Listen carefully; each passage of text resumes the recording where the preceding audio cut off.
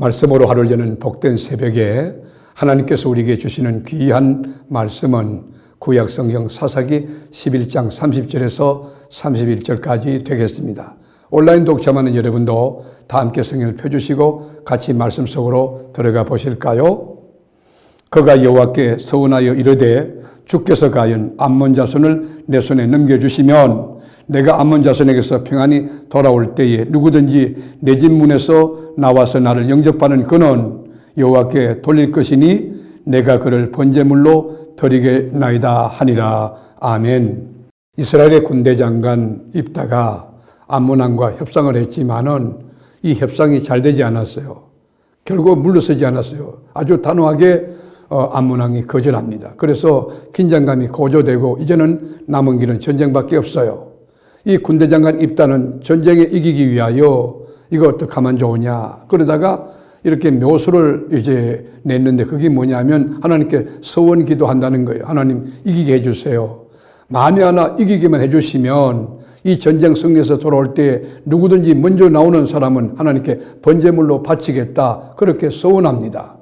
여러분 여기 번제물로 바친다는 말을 어떤 성경학자는 짐승이 먼저 나올 때 짐승은 제물로 드리지만 사람이 나오면 그는 하나님께 드려서 평생토록 성전에 일하게 하는 그런 나시린으로 헌신하겠다. 그런 뜻으로 해석하는 자도 있지만은 성경을 보면 그렇지 않아요. 분명히 사람을 번제물로 드린다는 그런 뜻이 있는 거예요. 칼로 목을 쳐서 죽여서 사각을 뜨고 내장을 발라내고 제단 위에 놓고 불을 태워서 드리는 번제물로 드린다는 것이죠. 31절 볼까요? 내가 암몬 자손에게서 평안히 돌아올 때에 누구든지 내 집 문에서 나와서 나를 영접하는 그는 여호와께 돌릴 것이니 내가 그를 번제물로 드리겠나이다 하니라. 여러분 성경 읽어보면 번제물이 뭐예요?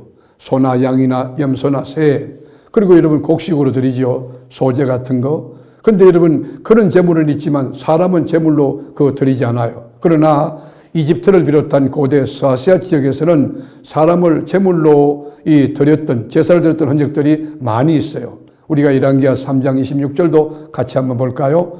모압 왕이 전세가 극렬하여 당기기 어려움을 보고 칼찬 군사 700명을 거느리고 돌파하여 지나서 에돔에게로 가고자 하되 가지 못하고 이에 자기 왕위를 이어 왕이 될 마다들을 데려와 성 위에서 번제를 드린지라. 이스라엘에게 크게 경노함이 임함에 그들이 떠나 각기 고국으로 돌아갔더라. 여러분 신앙이 잘못되면 이렇게 위험한 일을 하나님이 허락하지도 않고 하나님께 명하지도 않은 일을 하는 거예요. 만에 하나 여러분 입다가 신앙이 성경적이었다면, 영적으로 바로 섰다면, 영적으로 건강했다고 하면, 바른 신앙을 가지고 있다고 하면 영으로 하나님 앞에 예배하지, 아들을 잡아다가 이렇게 무모하게 서원을 이렇게 해서 바치는 것, 이런 일을 하지 않았을 것입니다. 그러나 여러분, 우리가 꼭 이제 서원을 해야 될 때가 있죠. 성서적인 서원, 복음적인 서원은 꼭 필요한 것이 있죠. 그때 신중해야 되는 거예요. 근데 서원은 내 야망을 이루기 위해서 극약 처방하는 식으로 마지막 카드가 돼서는 안 되는 거예요. 하나님이 주신 은혜에 너무 감사해서 주님의 영광을 위해서 내가 이렇게 살겠습니다 하는 거룩한 서원은 좋을 거예요. 그리고 우리가 서원을 했다면 입을 함부로 열려서는 안 되지만 서원했다고 하면 이거는 손해가 나더라도 속히 이행한 그런 지혜가 우리에게 필요한 거죠. 어떻든 여러분 입다가 하나님께 서원 기도하고 암몬과 전쟁을 치르는데 이식개성을 이제 점령하고 격파합니다. 암몬 왕 항복을 받습니다. 여러분 만일 입다의 서원이 없었다면 온 이스라엘과 전쟁에 참여한 병사들은 하나님 앞에 승리를 감사하며 큰 영광을 돌렸을 거예요. 하나님이 주신 승리는 이제 빛나지 않아요. 입다는 서원을 갚아야 되는 엄청난 채무자가 되고 말았어요. 마음에 큰 부담이 되고 말았어요. 입다가 이 전쟁에서 승리해서 돌아올 때에 여러분 까마득하게 입고 있던 외동딸이 춤을 추면서 아버지 하고 달려오는 것입니다. 딸의 얼굴을 봤을 때 사색이 되었을 거예요. 여러분 옷을 찢었으면서 왜 하필 너냐? 왜 네가 나왔느냐? 그래서 여러분 성경 읽으면 그 어느 구석에도 전쟁에 승리케 하신 하나님 앞에 감사한 구절이 하나도 없어요. 여러분 이 군대 장관이 말이죠. 이렇게 슬퍼하고 힘들어하니까 그 군사들, 희화의 군사들이 부끄러운 승리를 거둔 것처럼 서로 눈치를 보고 이 장수가 여러분 슬퍼하는데 이 희화의 이 부하들이 얼마나 힘들겠습니까? 그때 여러분 입다의 딸이 아버지에게 담담하게 이야기합니다. 아버지, 하나님께서 이제 서원하신 대로 이렇게 암몬을 물리치게 하셨으니 하나님 앞에 약속한 대로 저를 하나님께 바치십시오.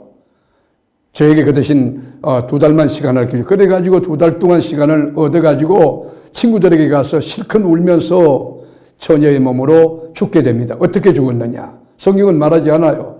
제사장의 손에 죽었는지 아버지가 그 딸을 죽였는지 알 수 없지만 어쨌든 이 사건 때문에 길르앗 사람들은 이를 두고두고 슬픈 아픔이 되고 상처가 되어서 여러분 하나님 앞에 기도하는 거예요.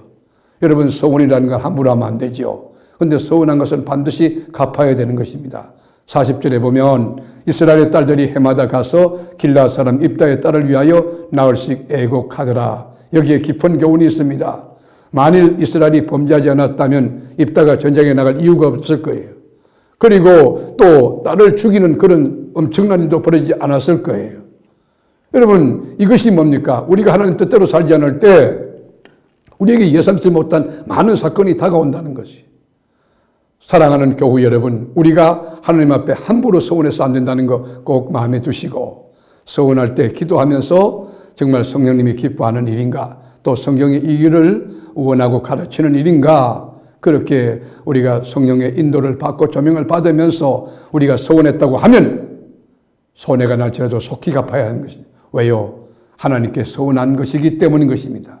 사랑하는 교우 여러분, 오늘도 우리 하루 일과를 걸어갈 때 주의 언약의 말씀을 딱 붙들고 담대하게 하나님이 나와 함께 계신다. 그리고 신앙을 고백하며 주님의 성으로 송축하고 하나님의 영광을 위해서 멋진 삶을 승리로 살아내는 여러분이 될 수 있기를 주님의 이름으로 축원합니다. 기도하겠습니다. 하나님, 어리석은 생각으로 또 자기 자신을 위한 그런 계산적인 방법으로 서원하거나 함부로 하나님 앞에 입을 여는 어리석은 자 되지 않게 하시고 하나님 앞에 두렵고 떨림으로 신중하게 하나님의 뜻을 이렇게 구해가며 이게 주님이 원하는가 원치 않는가 또 성서적인가 성서적이지 않는가 그렇게 분별력을 가지고 하나님 앞에 입을 열어 간구하는 지혜로움이 우리 가운데 온전하게 하옵소서. 오늘도 우리 주님이 동행하실 텐데 우리 주님이 우리 때문에 기뻐하시는 믿음의 삶을, 순종의 삶을, 주님을 송축하는 그런 찬양의 삶을 능히 살게 하옵소서. 예수님의 이름으로 기도드립니다. 아멘.